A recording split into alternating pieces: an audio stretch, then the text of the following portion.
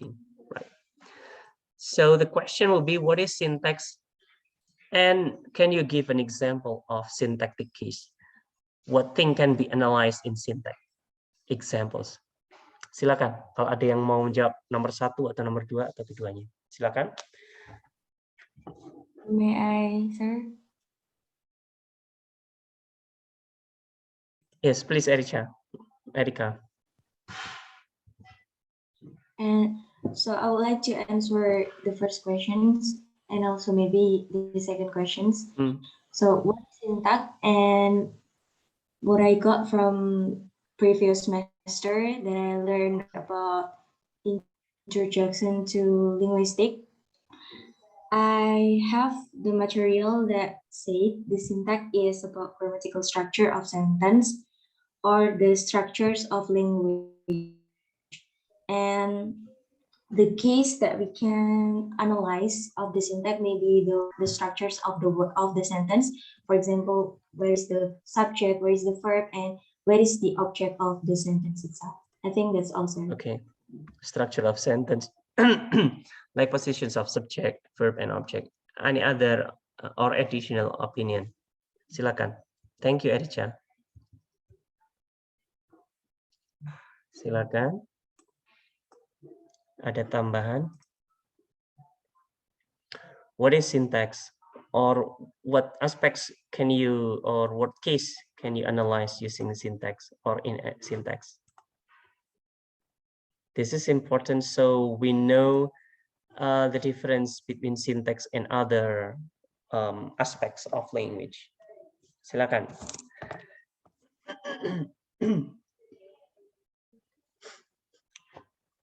Kalau literally, what is syntax? Kalau secara bahasa artinya bahasanya gitu, syntax itu apa? Have you ever used this word, syntax?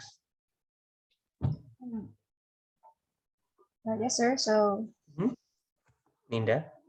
Yes, sir. From the book I read, from you read, the word syntax actually comes from Greek, and it means putting together or arrangement. Sir. Okay, putting together or arrangement. Let me add.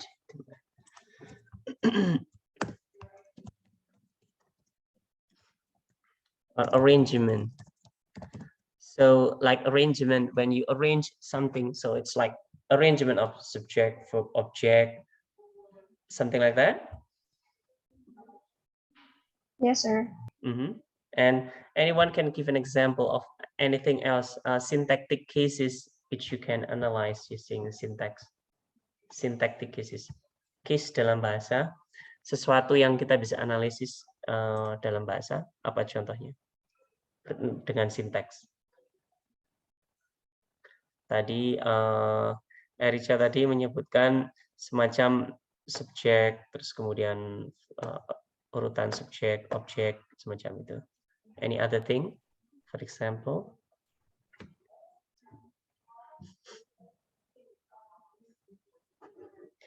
Sigit, Dela, Diana, ada yang mau komentar? Ima, Firda. Phrase, sir. Phrase, like what? Can you give an example? Like noun phrase, verb phrase. Noun phrase, okay. And verb phrase. Okay, how phrases can be analyzed using syntax? How phrase is made? Arrangement in phrase, for example, urutan di phrase-nya itu? Yes, sir. Okay, so for example, like noun phrase, can you give an example of noun phrase here?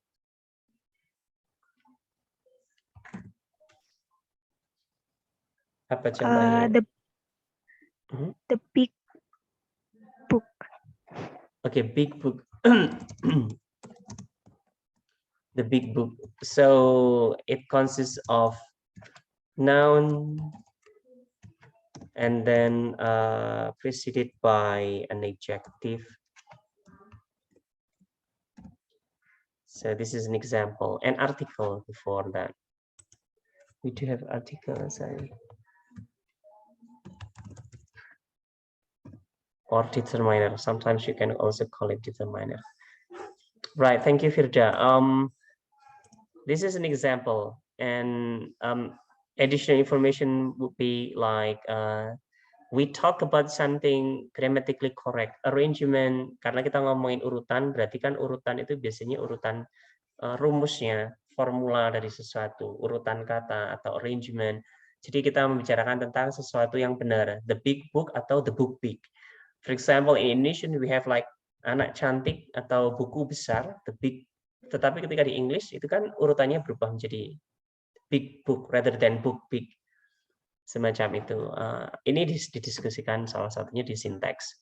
Morphology do not really discuss these things. Morphology discuss a little bit.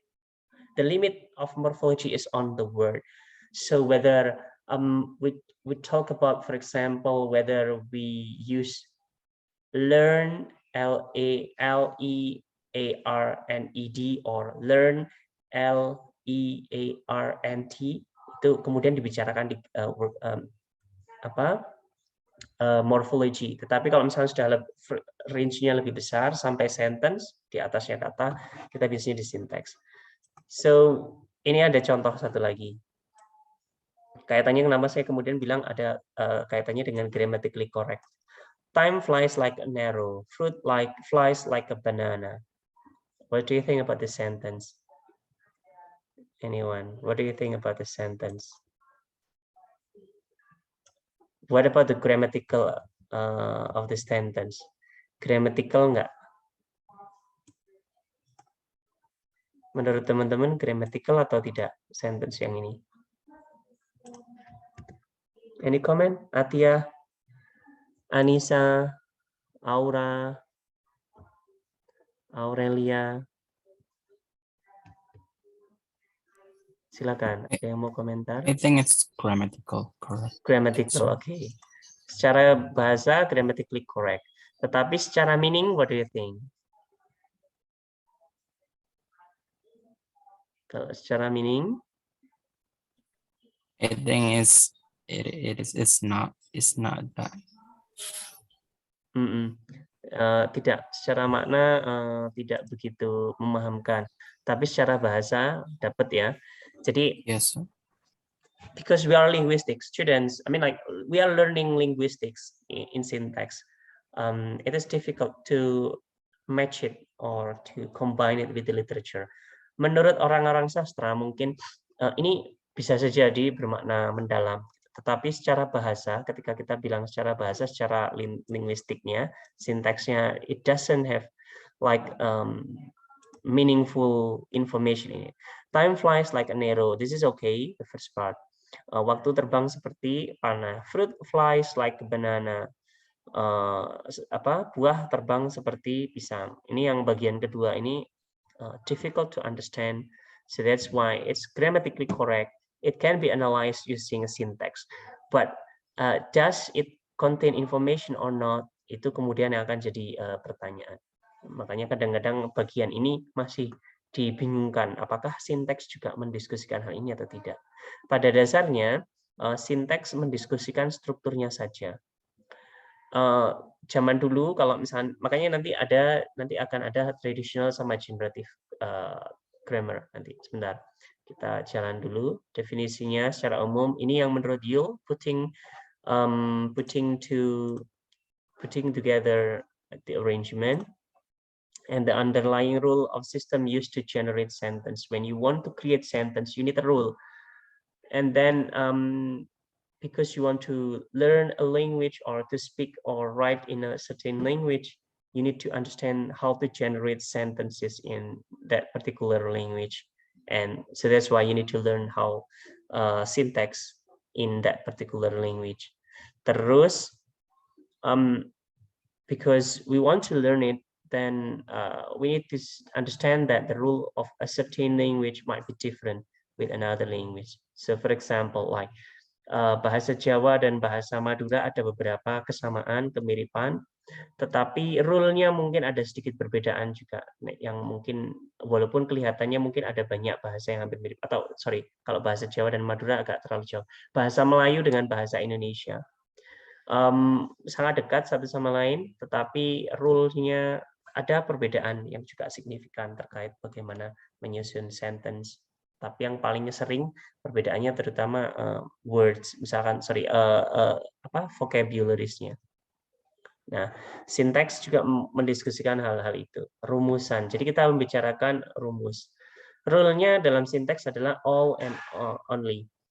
So the syntactic analysis must account for all the grammatically correct phrases or sentences and only the structure in language analysis. Jadi sintaks tadi seperti yang saya bilang hanya berlaku dalam satu bahasa tertentu karena biasanya bahasa lain mungkin punya pengecualian-pengecualian atau aturan yang jauh berbeda dengan bahasa yang kita analisis. So that's why that's the rule only. All rule means that we talks about generalizations. We do not talk about, for example, satu orang misalkan dia suka pakai kata-kata apa ya yang saya agak lupa. Misalkan yang kalian sering lihat di Instagram atau apapun itu, misalkan ini ada Mas Vicky Prasetyo dulu kan sering di highlight, sering bikin kata-kata atau kalimat yang menurut sebagian orang lainnya itu agak membingungkan atau kacau atau unik kayak gitu. Tetapi karena hanya berlaku di satu orang saja dan tidak bisa digeneralisir dalam satu bahasa, maka dia nggak masuk analisis sintaks. Kita bisa menganalisis gaya bahasanya dia, tetapi bukan sintaktik. Because when we talk about the syntax, we talk about rule of a language. So it should work universally in that particular language.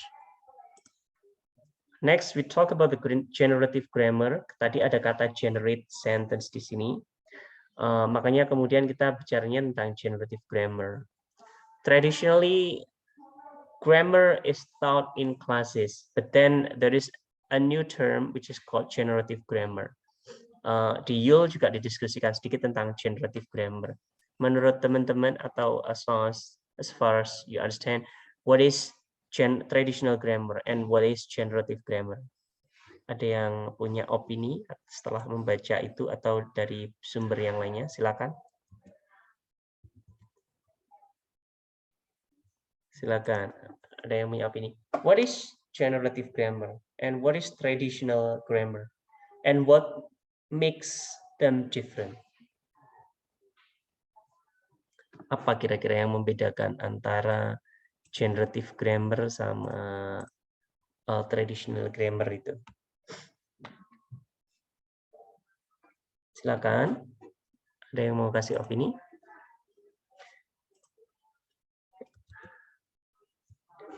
Elisna, Diana, Dani, ada yang mau komentar? Silakan, ada yang mau komentar. What is generative grammar and what is traditional grammar? When you mean traditional, kira-kira maksudnya apa berarti? Traditional. Conventional in the past, maybe. Okay, in the past, yeah, that's good. Thank you, Erica. Conventional in the past, something happens like custom yang sudah terbiasa gitu kan. Tapi kalau yang dimaksud dengan generative, what you mean by generative? Generate itu apa? Generate itu? What is generate? What do you think, everyone? Bagus. Jessica atau Nafisa, ada yang mau kasih komentar? What is generative? Silakan. Generate means to produce or create something according to Oxford. Okay. Right, thank you Ninda. Generate karena kita misalnya bicara maknanya dulu. Generate means produce. When you generate something, Anda memproduksi sesuatu, menciptakan sesuatu. That's generate. Generative grammar. So that's why we have the terms generative grammar. So what we mean by generative grammar, or sorry, not what we mean, what you means by generative grammar is basically small and finite rules that is capable of generating, kata kuncinya generating a large and potentially infinite, ada dua, infinite sama finite number of well-formed structure. Jadi Ini adalah satu set rules yang dimana kita bisa generate satu set rule-nya sedikit saja, tetapi dengan rule itu kita bisa menciptakan kata-kata baru atau sentence baru, struktur baru, frase baru dengan hanya rumusan itu. Jadi ini bedanya antara yang generative grammar sama traditional grammar. In traditional grammar, usually what we mean is like ada list of sentences, ada list kalimat dalam bahasa Inggris atau misalkan bahasa Inggris. Terus kemudian dari situ kita menciptakan satu rumusan. Maksudnya rumusannya subject, verb, some object. Terus misalkan kita mau bikin present continuous tense, berarti subject plus to be bentuk satu, plus to be-nya bentuknya am, is, atau are, terus verb yang bentuk present continuous atau present progressive, ing, jadi terus kemudian mau dikasih objek atau yang lainnya. Nah, seperti itu. Itu yang model tradisional. Yang model generative adalah bahwasanya kita bikin satu rules yang dengan rules itu kita bisa membuat sesuatu yang baru yang tidak pernah diciptakan dalam bahasa tersebut misalkan. Jadi ada kata-kata misalkan I'm googling atau I'm ghosting someone kayak gitu misalkan. I'm ghosting the most beautiful girl in my class misalkan. Jadi ada ghosting di sini kan kata-kata yang baru. Kemudian bisa diciptakan generate. We do not have ghost as a verb in the past. We do not have Google as a verb in the past, but then we can use that now. We do not have Instagram, and even we do not have Instagrammable. Kayak gitu. Mungkin bahkan sekarang Anda bisa menciptakan TikTokability, misalkan sesuatu yang TikTokable kayak gitu. Jadi sesuatu yang momen yang menurut Anda unik sehingga bisa masuk TikTok atau apa ya levelnya itu selevel sesuatu yang ada di TikTok itu berarti TikTokable kayak gitu misalkan. Atau misalkan bisa dicari di Google berarti Googleable kayak gitu. Anda menciptakan hal-hal baru semacam itu, that's generative grammar.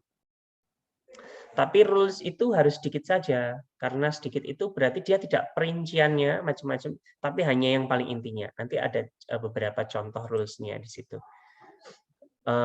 Sebentar. Nah, selain itu, kita juga punya yang dua hal lagi di bukunya George Hill itu tentang surface structure sama deep structure. Ini bagian dari generative grammar. Yang dimaksud dengan surface structure itu adalah syntactic forms they have as individual sentences, while deep structure adalah abstract level of structural organization, representations of all elements, determining structural interpretation. Ini agak membingungkan kalau dimaknai seperti ini. Tapi setelah baca dari Yule, kira-kira teman-teman memahami surface structure sama deep structure itu seperti apa? Ada yang mau ngasih masukan? Silakan. Kira-kira apa sih surface structure sama deep structure itu apa? Silakan. Kori, ada Kori, Rizky, atau Riza. Ada yang mau kasih komentar? Kira-kira yang dimaksud dengan surface structure itu apa? Atau deep structure itu apa? Silakan. We also have Salsa, Sarah, Savannah, Sigit, Zisrina. Any comment on what is surface and deep structure? Kalau secara bahasa kira-kira apa ya logika teman-teman yang dimaksud dengan surface sama deep itu berarti apa kira-kira? Kira-kira konteksnya kira-kira ngomongin apa kalau surface sama deep itu di situ? Silakan. Agvi, Alif, Amanda, Angel, ada yang mau ngasih masukan? Surface of the sea sama deep sea kayak gitu. Kira-kira maksudnya apa berarti? Maybe it's like the surface structure is the basic structure and the deep surface like the core of the structure. Right, thank you, Erica. Service seperti apa tadi yang service? Sorry. I think like the basic structure. Okay, the basic As structure. for the Kalau basic- yang okay, the basic structure. Terus yang deep berarti ada yang apa ya, core-nya. Oke, ada beberapa kemiripan dengan yang dikonsepkan di sini. Jadi saya kasih contoh setelah ini. Bahwasanya yang dimaksud dengan service sama deep structure ini yang mempropuskan generative grammar ini adalah Noam Chomsky. Nanti ada bukunya, tapi agak sulit dipahami. Jadi kita summarize saja intinya apa. Jadi ini contohnya ini. Service structure itu contohnya Charlie broke the window. The window was broken by Charlie. Was the window broken by Charlie? Kalau deep structure itu, it was Charlie who broke the window. Kira-kira dari 4 contoh ini teman-teman bisa mengasumsikan yang dimaksud dengan service sama deep structure itu apa? Dibandingkan dengan definisi barusan. Different syntactic forms they have as individual sentences, abstract level of structural organization, representations of all elements determining structural interpretation. Kira-kira apa yang dimaksud?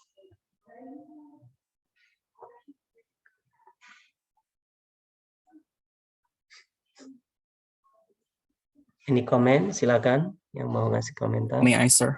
Yes, Ferlan. Maybe service structure just tells the information of the sentence itself, but deep structures could evoke maybe for the reader a question for the case in the sentence itself, like it was Charlie who broke the window. So the reader might think that why Charlie broke the window, and it's contrast with service structure that Charlie broke the window is only tell that or only inform the meaning of the sentence itself. Right, thank you so much. Baik, cukup sama dengan yang dimaksud dengan oleh apa ya, Chomsky. Bahwasanya yang dimaksud dengan deep structure itu adalah abstrak, representasi abstraknya, apa ya, intinya.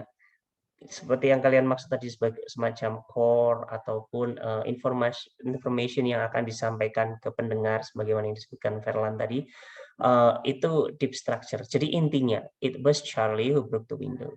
Tetapi individual sentence to show this information could be different. Dari 3 informasi ini intinya itu menyampaikan hal yang sama.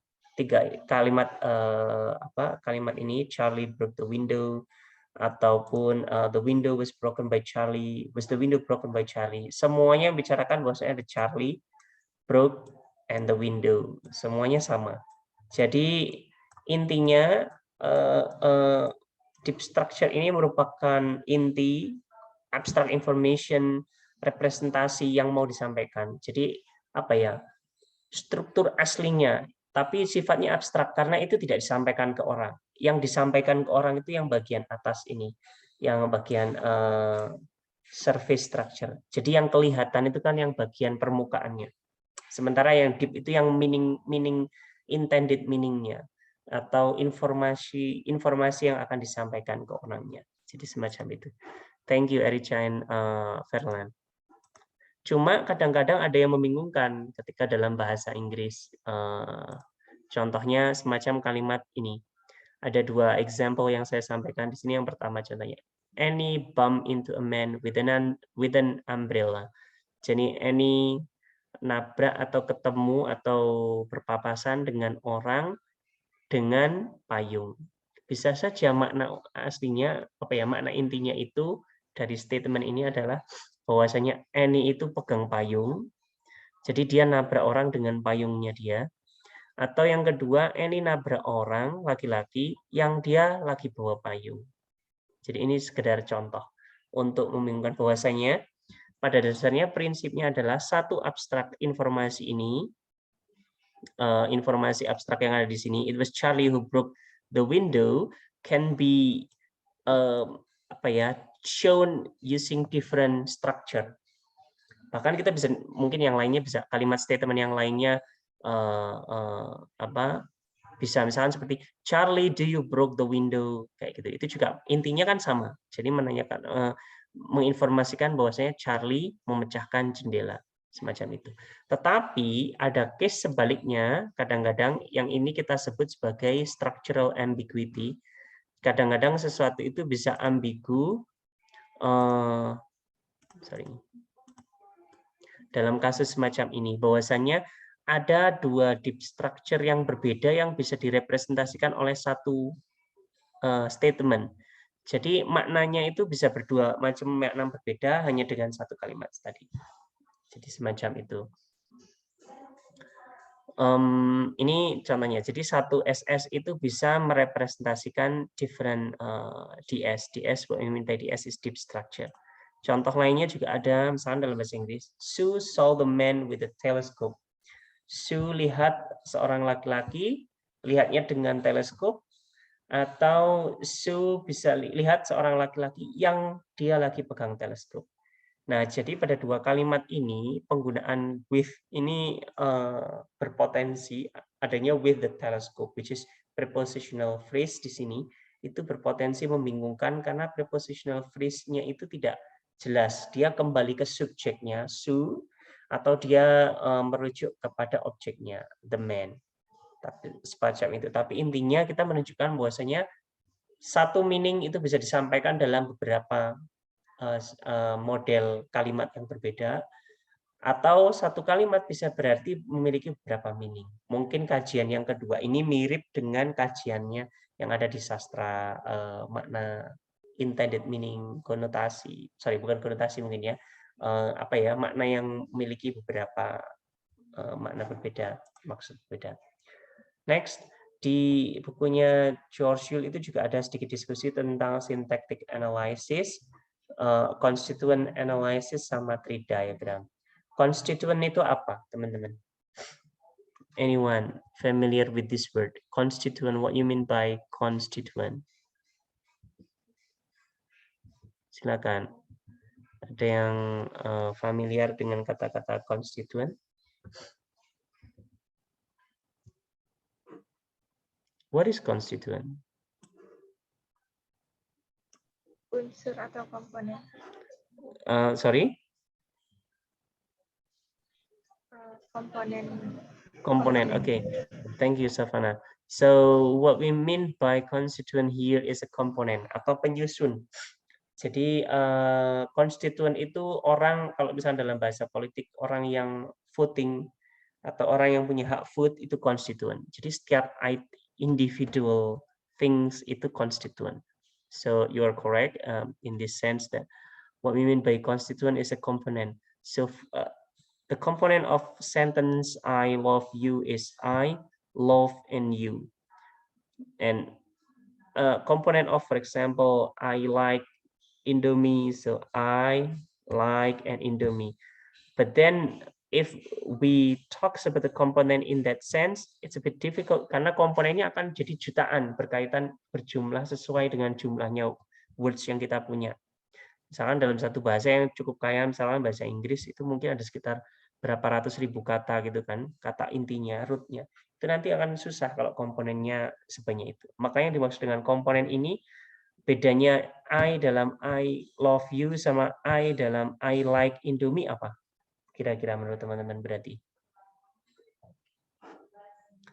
Hubungannya dengan konstituen. Kira-kira yang dimaksud dengan konstituen di sini seperti apa berarti? Agar sama.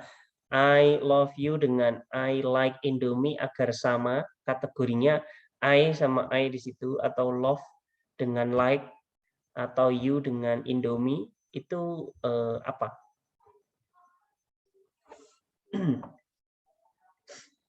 Apa yang membuat mereka sama? Kategori apa yang buat sama menurut teman-teman? Silakan. Simple sentence, sir. Simple sentence, oke. Kalau simple sentence berarti mencakup semuanya ya. Karena tapi tadi seperti dibilang oleh Savannah, komponen, jadi per item-itemnya Kira-kira love sama like itu kategori gimana? The function, sir. Function, oke, thank you Diana.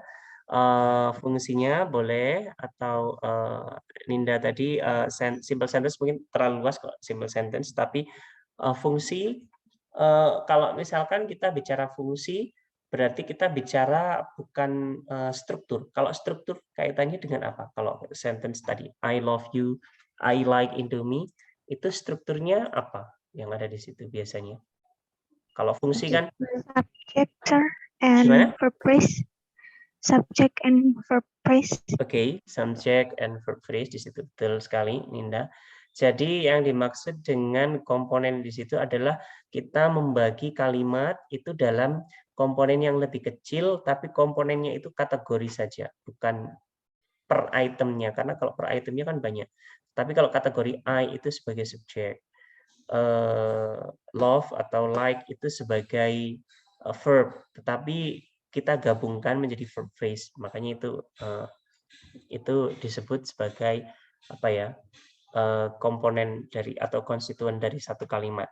Yang lebih familiar kita biasanya nyebutnya sebagai part of speech, bahasa mudahnya. Nah, kita akan sedikit lihat tentang part of speech di sini nanti. Nah, tipenya macam-macam. Misalkan dalam kata-kata ada beberapa. Ini di sini ada John saw the big dog. Hampir sama tadi misalkan John saw the big book. Tadi ada contoh semacam itu. Kita bisa gonta-ganti. Nah, karena generatif tadi itu rule-nya itu adalah finite, rumusnya terbatas, tetapi bisa menciptakan struktur atau sentence yang tidak terbatas, maka rumus itu harus dibuat sesimpel mungkin. Dalam kalimat itu bisa dibagi menjadi subjek plus verb saja.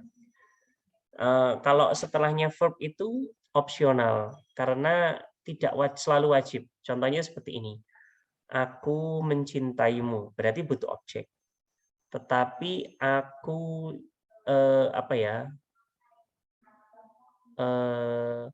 misalkan aku tidur, tidak butuh objek. Aku menidurkan bayi, butuh objek. Jadi kadang-kadang untuk satu kata yang sama, misalkan tidur sama menidurkan, itu ada yang butuh objek, ada yang tidak butuh objek. So that's why, karena memang ada transitif sama intransitif.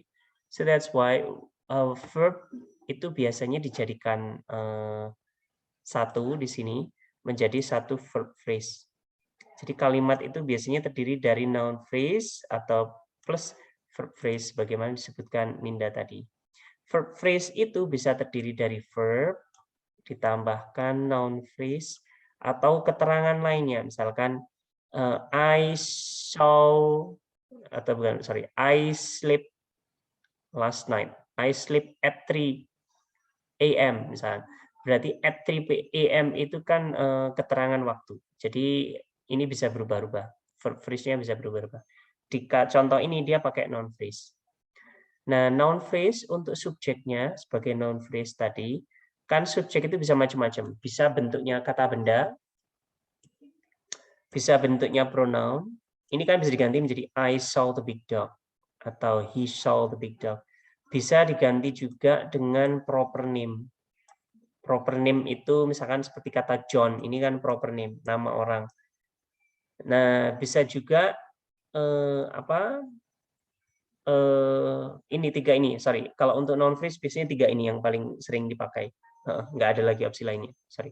Kata benda, phrase, misalkan the big dog. Artikel ini hampir sering wajib dalam beberapa bagian di bahasa Inggris, tapi dalam bahasa Indonesia kan kita tidak wajib. Si atau sang kancil itu mungkin kadang-kadang untuk menunjukkan sesuatu itu spesial. Tetapi kalau misalkan saya lihat orang itu kayak gitu, orang itu atau beli misalkan saya lihat orang cantik kayak gitu, saya lihat gadis cantik. Nah, gadis cantik ini tidak perlu ada artikel si gadis cantik semacam itu, atau jumlah juga kadang-kadang tidak wajib dalam bahasa Indonesia. Nah, ini yang membedakan antara bahasa Indonesia dengan bahasa Inggris. Rule-nya ada banyak, misalkan kategorinya itu bisa dibagi menjadi 2. Sebentar, saya pasang dulu charger saya.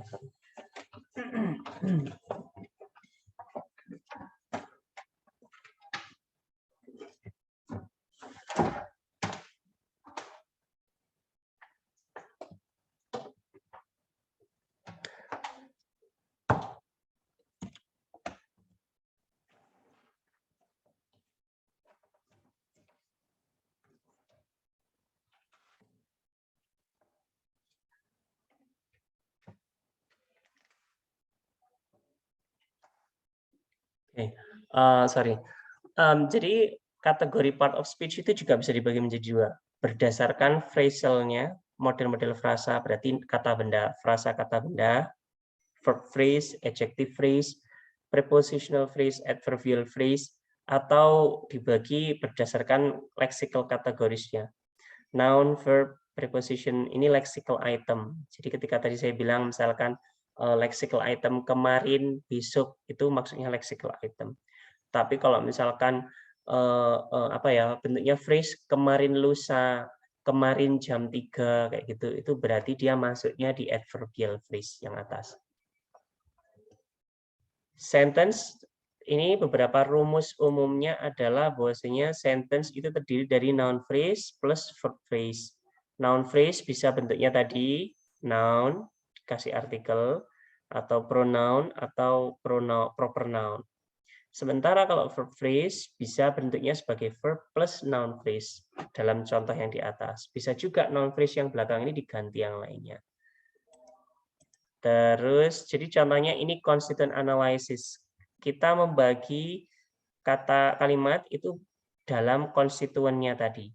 Jadi the duck ini kan verb, subjek, makanya dia menjadi ke bawah. Terus beat the burglar ini kan satu rangkaian, makanya mereka ke bawah dijadikan satu dulu rangkaian, terus nanti di dalamnya baru dipecah. Ini model analisis di kotak-kotak ini namanya Chinese box. I didn't know the reasons why they call it Chinese box rather than, for example, like any other box. Mungkin maybe it's common at the past to use it like simple term, or I didn't know the history. But then this is called a Chinese box. Ada model analisis yang kedua yang kita sebut sebagai tree diagram. Hampir sama tadi seperti tadi. Yang penting Anda tahu konstituen. Cuman konstituennya tadi dianalisis tidak dalam bentuk box macam ini, tapi dibuat dalam bentuk subunitsnya bentuknya subtrees. Jadi semacam ini. Ini konstituen yang Anda punya tadi. Misalkan the boy. A dog follow the boy. A dog ini kan satu rangkaian dipisah. Jadi ada noun phrase. Tetap sama. Sebentar saya gambarin dulu. Jadi di sini ada subjeknya yang sentence. Sentence itu terdiri dari noun phrase dan verb phrase. Nah, noun phrase-nya itu artikel plus kata benda. Verb phrase-nya nanti bisa dipecah verb, baru dipecah dengan noun phrase-nya. Noun phrase-nya di sini adalah the sama boy. Nah, ini menunjukkan analisis untuk tree diagram itu tadi. Sebentar. Next, ini contoh lainnya tadi misalnya you saw it juga sama. You dipecah dulu, you subjeknya, terus kemudian saw it-nya ini dipisah sebagai verb phrase, terus verb phrase-nya nanti dipecah lagi verb. Di sini ada noun phrase. Noun phrase bentuknya pronoun it. Nah, John saw the big dog juga sama. John ini subjeknya, terus yang bagian ini adalah verb phrase-nya tadi. Setelah verb phrase, kita verb dipisah dengan objeknya. Objeknya the big dog dipisah. Dan seterusnya. Itu prinsip dari tree diagram, analisis tree diagram. Terus ini lexical rules kadang-kadang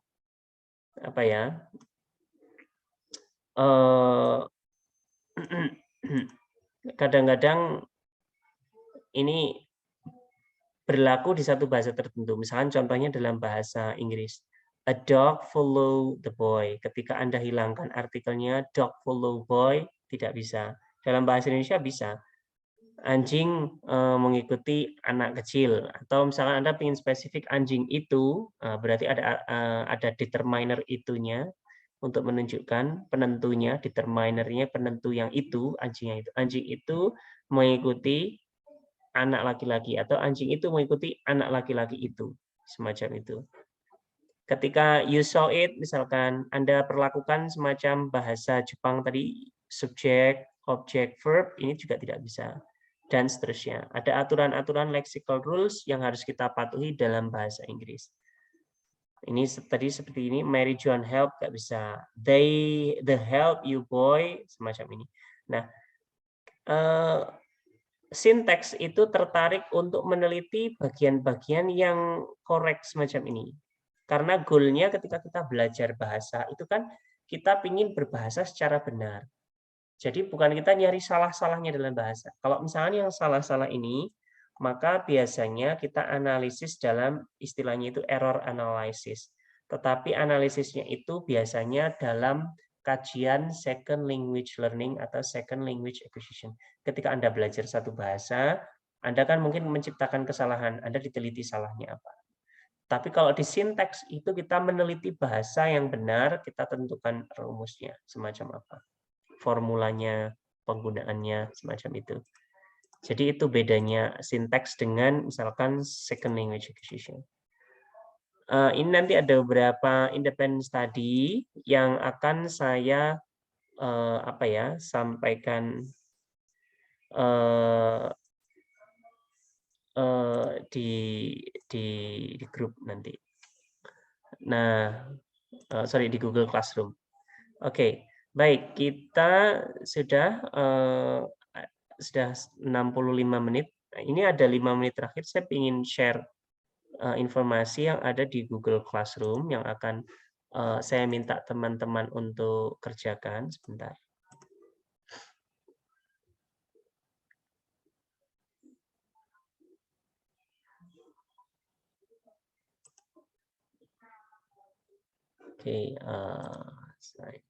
Oke, saya assign. Sebentar. Oke, baik. Silakan nanti Anda ke Google Classroom. Nanti teaching materials masih saya kosongkan. Nanti saya isi course profile yang kemarin saya share dengan teman-teman dan beberapa buku atau bacaan lainnya. Untuk week 2 ini, kita ada satu independent study yang Anda perlu lakukan di rumah.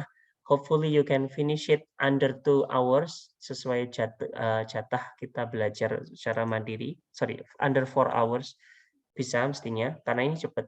Jadi yang perlu Anda lakukan, satu, Anda nanti masuk ke quizzes.com. Ini sudah ada linknya di situ. Anda bisa juga klik di situ. Ada 20 soal di quizzes tersebut, itu semuanya berkaitan dengan part of speech. Misalnya seperti I love you, itu love itu sebagai apa? Verb atau objek atau subjek kayak gitu. Nah, target kita adalah dari 20 soal itu at least Anda benar 10. Jadi you can check it later and do it at your convenience. Misalkan kalian udah benar 10, misalkan kalian ingin diperbaiki lagi skornya, silakan ditambahin lagi. Setelah Anda selesai, silakan Anda screenshot hasil Anda, terus Anda report hasilnya di Google Form. Sudah saya sediakan juga di situ. Nanti di Google Form itu ada beberapa pertanyaan tambahan terkait apa yang Anda pahami terkait sinteks tadi. Terus kemudian ada beberapa independent study yang ada di Google, di slides yang barusan saya share. Nanti slides-nya akan saya kirim juga ke link yang ada di sini. Deadline kita adalah hari Rabu malam. Jadi Rabu malam jam midnight, sebelum the night before the class, please do it. And then submit it before that one. I will have like form limiter, so it will close at 12 midnight. So make sure you can submit it before the deadline. Seperti itu. Okay, any question? Silakan kalau ada. Gimana? Sir, Yes, May I ask question? yes, please. So when I check the Google form, Mhm. in your class, there is Mhm. no class D, sir. So the option is only syntax C and G. Sorry, it's not syntax D. There is no syntax D, sir. The option is only C and G. Tapi sebentar. Oke, nanti saya ubah yang di G-form-nya ya. Sorry. Yes, sir. Okay, I will change it. Thank you, Savannah. Okay. Any other questions? Silakan. Ada pertanyaan lain? Excuse me, sir. Yes, please. How do we sign our attendance, sir? Because I haven't found the attendance list in Sipajar, sir. Oh, you will not do assignments. Sorry, presensi via Sipajar. Usually, what will I do is that I will give you a G form, or if I didn't do a G form, usually I will take a screenshot. I have taken screenshot from your attendance here. Jadi untuk hari ini kita nggak pakai Sipajar, dan seterusnya kita nggak pakai Sipajar untuk presensinya. So do not worry about that. All right, sir. Thank you. Yep. Oke, ada lagi pertanyaan lain? Silakan.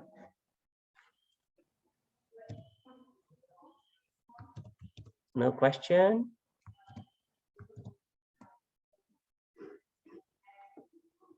Alright, baik. Saya kira cukup untuk hari ini. Silakan nanti kalian kerjakan di G-form tersebut. Akan lebih mudah kalau kalian dapat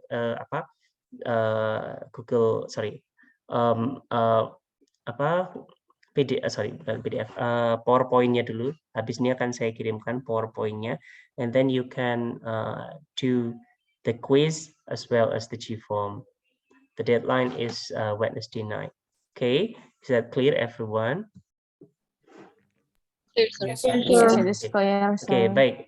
That's all for today. Thank you so much for joining. I would really appreciate your attendance today, and I'm expecting to see half of you next week. Hopefully, the conditions gets better. Hopefully, that's all for today. Thank you so much. Have a good day, everyone. Assalamualaikum warahmatullahi wabarakatuh. Waalaikumsalam warahmatullahi wabarakatuh. Thank you, sir. Thank you. You too. Thank you So much, sir. Sama-sama.